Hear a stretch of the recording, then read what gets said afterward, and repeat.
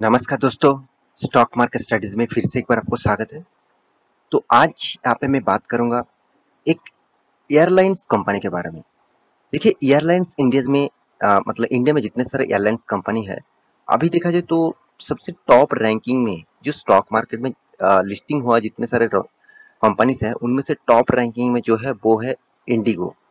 तो इंडिगो देखा जाए तो एक मतलब सस्ते दामों में ज़्यादातर लोगों को सफ़र कराता है और इसीलिए इंडिगो बहुत पॉपुलर भी है। और आज जितने सारे कंपनीज है उनमें देखा जाए तो हर मतलब देखा जाए तो एयरलाइंस कंपनी की हालत बहुत ख़राब है। उसके पीछे लॉजिक कौन सा है आप सभी जानते हैं। दिन के दिन देखा जाए तो जितने सारे कंट्रीज में ऑयल का प्रेशर पड़ेगा, मतलब ऑयल जो कंट्रीज बाहर से इंपोर्ट करेगा और उसके लिए प्रेशर है। तो इंडिया आप सभी जानते हैं अराउंड 65% से भी ज़्यादा ऑयल, 65-70% तक ऑयल बाहर से इंपोर्ट करते हैं। तो इसका मतलब क्या है, ज़्यादा ऑयल का प्राइस बढ़ जाना इस कंपनी के लिए खतरा है। क्योंकि मान के चलिए आज आज अराउंड 117 डॉलर से भी ऊपर पर बैरल की क्रूड ऑयल का प्राइस है। तो कितना ज़्यादा प्राइस होगा ऑयल का प्राइस। और आप सभी जानते हैं जो मतलब फ्लाइट के लिए, मतलब प्लेन के लिए जितने सारे फ्यूल लगते हैं उसका प्राइस मतलब आम हम लोग जो गाड़ियों में डालते हैं उनमें से कहीं गुना है।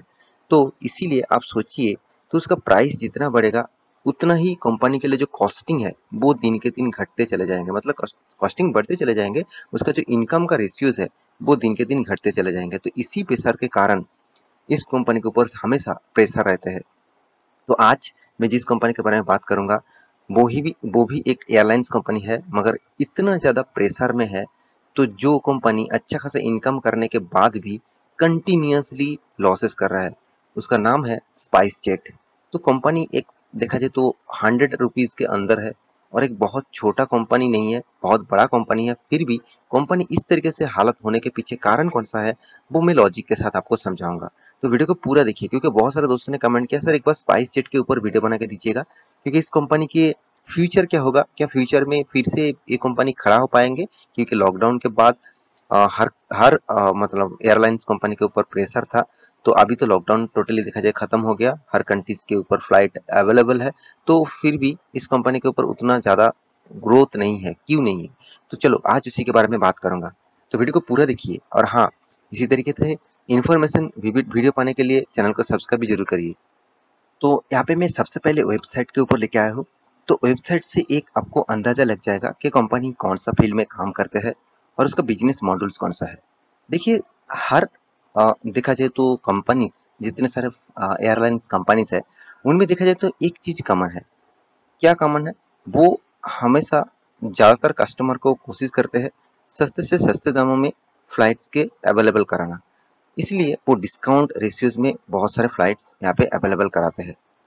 तो यहाँ पे एक चीज तो मैं आपको बता दिया कि कंपनी का बिजनेस मॉडल्स जो है वो दिन के दिन इसका प्राइस घटते जा रहा है, क्योंकि डिस्काउंट इसको देना पड़ रहा है।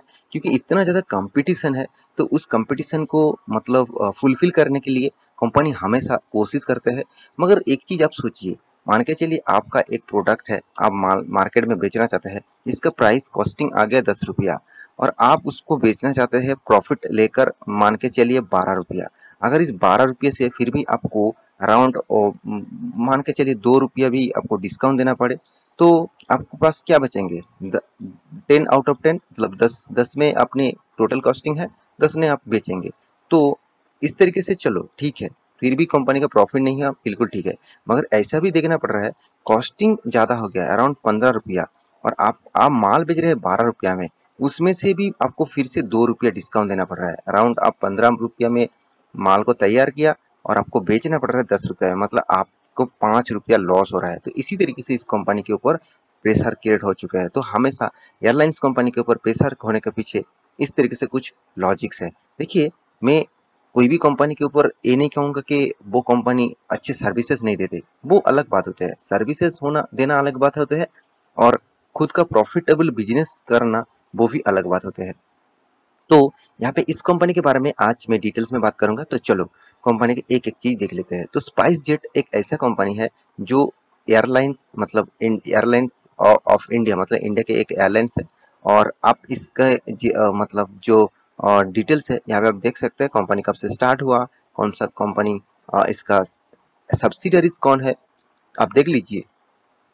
इसका सब्सिडरीज है, यहाँ पे देखिए स्पाइस एक्सप्रेस, तो इसी का सब्सिडरीज कंपनी है।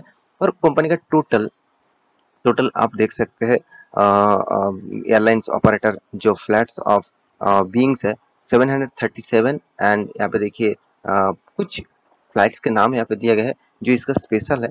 और इसी तरीके से प्रोजेक्ट कंपनी कौन सा प्रोजेक्ट के ऊपर काम कर चुका है वो भी यहाँ पे आप देख सकते हैं। तो एक अंदाजा आपको लग चुके होंगे कि कंपनी का फील्ड क्या है। अभी जो कंपनी के डिटेल्स में दिखाऊंगा वो सबसे जो इम्पोर्टेंस मुझे जो लगता है वो है इसका रेशियोज, क्योंकि रेशियोज ही बता देंगे कंपनी क्या परफॉर्मेंस कर रहा है और किस दिशा में जा रहा है। तो मैं इस टिकर.com के ऊपर आ चुका हूँ, तो इस साइड में आप जा सकते हैं। तो देखिए इसका जो सेल्स ग्रोथ, आपको मैं सेल्स ग्रोथ सबसे पहले दिखा रहा हूँ, क्योंकि देखिए सेल्स सबसे ज़्यादा इंपॉर्टेंस पॉइंट होता है। अगर सेल्स ही नहीं हुआ तो आप प्रॉफिट कहाँ से कमाएंगे, अगर सेल्स ही नेगेटिव है तो प्रॉफिट कहाँ से पॉजिटिव में आएगा। तो देखिए कंपनी का जो सेल्स है देखा जाए तो 5 साल में, चलो 5 साल में मानता हूँ मैं पॉजिटिव था, मगर 3 साल में अराउंड 12.85% लॉसेस था मतलब सेल्स में, और 1 साल में 58.46% डाउन हो चुके थे।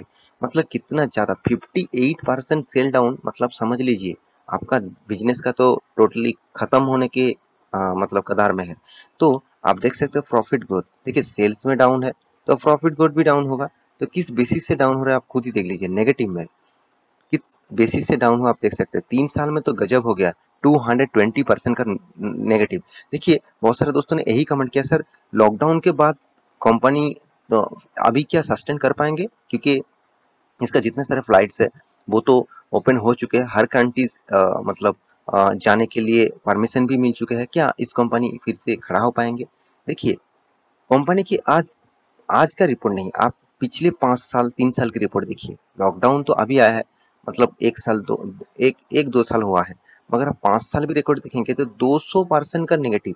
इसका मतलब क्या है, लॉकडाउन आने से पहले भी कंपनी का हालत बहुत खराब था, अभी भी खराब है। तो देखिए कंपनी के बाकी रेसेस आप देखेंगे तो रिटर्न ऑफ कैपिटल एम्प्लॉयड जो सबसे इंपॉर्टेंट पॉइंट है वो तो अवेलेबल ही नहीं है। क्यों?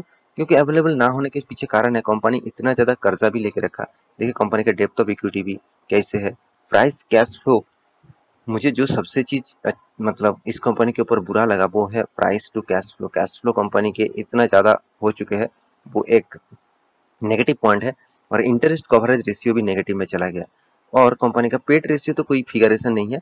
तो कंपनी के बाकी डिटेल्स आप देखेंगे तो अराउंड कंपनी तो बहुत छोटा है, पहली बात 2800 करोड़ का मार्केट कैप है, इंडिया का सेकेंड लार्जेस्ट एयरलाइंस कंपनी है। देखिए सेकंड लार्जेस्ट बता रहा हूँ, मतलब स्टॉक मार्केट में लिस्टिंग हो जितने सारे कंपनी से उनमें सेकंड लार्जेस्ट कंपनी है।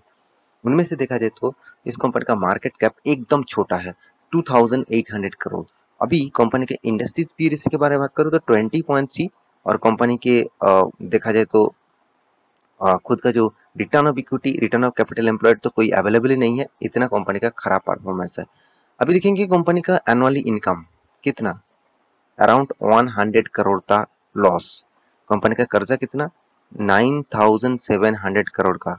आप सोच लीजिए जो कंपनी का market cap 2000 sorry around 3000 crore है, उनमें से कंपनी 9000 करोड़ का कर्जा, मतलब उन मार्केट कैप से 3 गुना ज्यादा कर्जा लेके रखा है। तो उस कंपनी के ऊपर कितना प्रेशर होगा जो कंपनी को। हाँ चलो एक चीज मैं आपको और भी दिखा देता हूँ, वो है कंपनी का प्रॉफिट अर्निंग रेशियो। देखिए कंपनी का सेल्स ग्रोथ, चलो ठीक है सेल्स अच्छे हो रहा है, बिल्कुल एक्सपेंस इतना ज़्यादा हो रहा है, फिर भी कंपनी का जो इंटरेस्ट वो सबसे ज़्यादा पे करना पड़ रहा है। उसके बाद टैक्सेस भी है, कंपनी का टैक्सेस भी देखिए, सारे के सारी चीज़ पेमेंट करने के बाद कंपनी के हाथ में क्या है, प्रॉफिट नहीं लॉस। और वो भी देखिए कंटिन्यूसली कंपनी लॉस करते जा रहा है। और एक चीज आप देखेंगे तो कंपनी के साल भर की बात करूं तो आप कहेंगे सर 2020 से पहले दिखा दीजिए जब इसका प्रॉफिट कितना हुआ था। देखिए कितना कंटिन्यूसली लॉस, कुछ साल में तो अच्छा खासा लॉस किया, उसमें उसके बाद थोड़ा सा प्रॉफिट हुआ, उसके बाद फिर से कंटिन्यूसली लॉस। इसका मतलब समझ लीजिए कंपनी का हालत कौन सा मतलब जगह पे खड़ा हुआ है। और कंपनी का रिटर्न ऑफ रेशियोज भी देखेंगे तो कंटिन्यूसली आपको नेगेटिव रिटर्न दिया हुआ है। तो अभी आते हैं मेन मुद्दे में, क्या इस कंपनी के ऊपर इन्वेस्ट करना चाहिए? तो इन्वेस्ट करने से पहले मैं दो चीज आपको हमेशा सिखाया हो। पहले देखना है कि इन्वेस्टर इस कंपनी के ऊपर निवेश कितना करके रखा। देखिए, वो सबसे पहली बात है, एफआईएस और डीएस इतना कम इन्वेस्ट करके रखा, अगर कंपनी कल डूब भी जाए तो कोई फर्क नहीं पड़ेगा। मगर इसी कंपनी के ऊपर ज्यादा निवेश करके रखेंगे पब्लिक। पब्लिक क्यों निवेश करके रखेंगे? इसका मतलब पब्लिक बहुत जोर शोर से इसके ऊपर निवेश कर रहा है। उसके पीछे सिर्फ एक ही लॉजिक है, कंपनी का प्राइस रेंज। कंपनी का प्राइस रेंज अराउंड 50 रुपीज के नीचे चल रहा है, मतलब 50 रुपीज से भी नीचे चलने वाला अभी कंपनी बन चुके हैं। इसीलिए उसको लग रहा है कि इस कंपनी फ्यूचर में रॉकेट बन सकता है। देखिए, जो कंपनी लॉकडाउन टाइम में किस तरीके से गिरा आपने सभी देखे होंगे, अराउंड 30 रुपीज तक आ गया था। तो उसके बाद कंपनी तो भागे है, मगर उतना तेजी से नहीं भागे। उसके बाद कंटिन्यूअसली गिरते जा रहा है। इसका मतलब कंपनी में कोई भी अभी फ्यूचर के लिए कोई भी सस्टेनेबिलिटी नहीं है। तो मेरे हिसाब से इस कंपनी से आप दूरी रहो तो अच्छा है। बाकी आप देखिए, मेरे कहने का मतलब है नहीं कि आप शेयर खरीद के रखे कल जगह बेच देंगे, ऐसे बिल्कुल मत करिएगा। आप एक बार रिसर्च करिए इसके ऊपर। रिसर्च करने के बाद आपको लगे हाँ क्या इस कंपनी से निकल जाना चाहिए, तो बिल्कुल निकल जाइए। क्योंकि आपको पूरा पैसा खत्म होने से अच्छा है कुछ पैसा बच जाए तो भी अच्छा है, क्योंकि दूसरे शेयर आप भी उस पैसे से खरीद सकते हैं। तो बाकी आपकी मर्जी। आशा करता हूँ सारा जानकारी आपको मिल चुका है। मेरी इस वीडियो को कैसा लगा जरूर कमेंट करना, और इसी तरीके से वीडियो पाने के लिए चैनल को सब्सक्राइब भी करना। मिलते हैं नया स्टॉक लेके, तब तक के लिए अच्छे से रहिए, अपने ख्याल रखिए, बाय बाय।